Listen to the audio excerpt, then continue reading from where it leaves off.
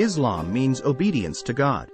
And it is a matter of common sense that this obedience cannot ensure in full measure unless man knows certain basic facts of life and reposes firm faith in them. What are those facts? And what are the primary essentials, which a man must know to fashion his life, in accordance with the divine way?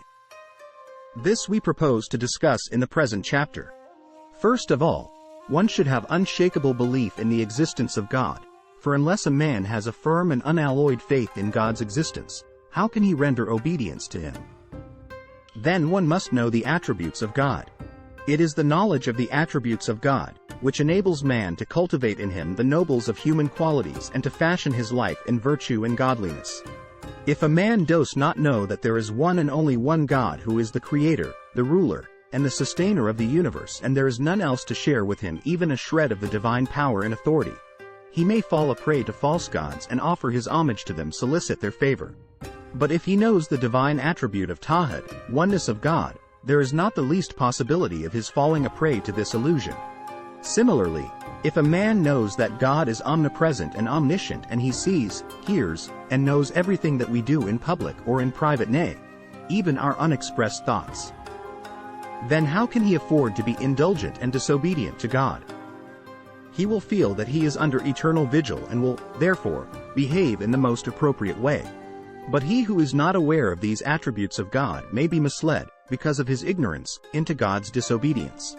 So is the case with all other attributes of God. The fact is that the qualities and attributes which a man must possess, if he wants to pursue the way of Islam, can be cultivated and developed only out of profound knowledge of the attributes of God. It is the knowledge of God's attributes, which purifies a man's mind and soul, his beliefs, morals, and actions. And a mere cursory acquaintance with or just an academic knowledge of these attributes is not sufficient for the task ahead. There must be an unflinching conviction firmly rooted in the mind and heart of man so that he may remain immune from insidious doubts and perversions. Moreover, one must know in detail the way of living by following which one can seek the pleasure of God. Unless a man knows the likes and dislikes of God, how can he choose and adopt the one and reject the other? If a man has no knowledge of the divine law, how can he follow it? Thus, the knowledge of the divine law and the revealed code of life is also extremely essential in this respect. But here, again, mere knowledge will not suffice. Man must have full confidence and conviction that it is the divine law and that his salvation lies in following this code alone. For knowledge without this conviction will fail to spur man to the right path, and he may be lost in the blind alley of disobedience.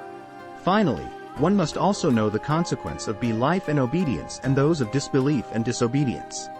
He must know what blessings would be showered upon him if he chooses God's way and leads a life of purity, virtue, and obedience. And he must also know what evil and harrowing consequences would follow if he adopts the way of disobedience and revolt.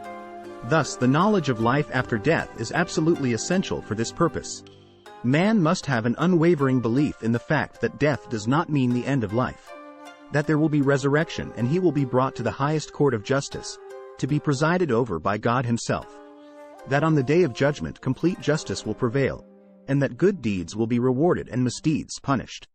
Everybody will get his due and there is no escape. This is bound to happen. This sense of responsibility and accountability is quite essential for the full-fledged obedience of the law of God. A man who has no knowledge of the world to come may consider obedience and disobedience quite immaterial. He may think that the obedient and the disobedient will both meet a similar end. For, after death, both will be reduced to mere dust. With this attitude of mind, how can he be expected to submit to all the inconveniences and troubles that are inextricably associated with the life of active obedience, and shun those sins the commission of which does not apparently bring to him any moral or material loss in this world?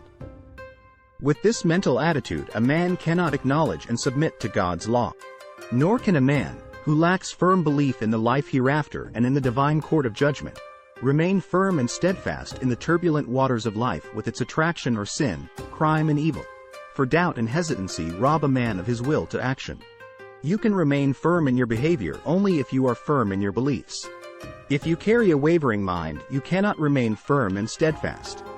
You can wholeheartedly follow a course only if you are sure of the benefits that will accrue to you by following it and of the losses and grievances that will engulf you if you disobey it. Thus, A profound knowledge of the consequences of belief and disbelief and of the life after death is extremely necessary for canalizing life into God's obedience. These are the essential facts which one must know if one wants to live the life of obedience, i.e. Islam.